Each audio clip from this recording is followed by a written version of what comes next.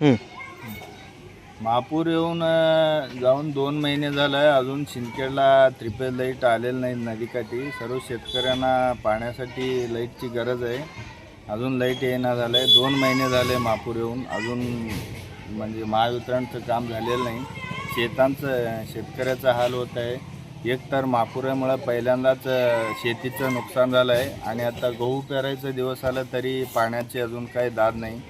म्हणून सरकारला विनंती आहे की लवकरात लवकर आमच्या नदीकाठचं त्रिफेजचं लाईटचे काम करून त्यांनी द्यावं, जेणेकरून रब्बी पिकासाठी तरी पाण्याची सोय होईल.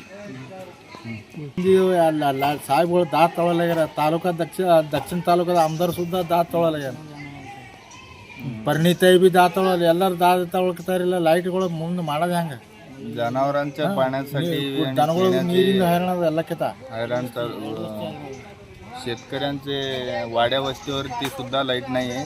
त्यामुळे महावितरणला आणि सरकारला विनंती आहे की लवकरात लवकर आमच्या शेतकऱ्यांसाठी वीज उपलब्ध करून द्यावं.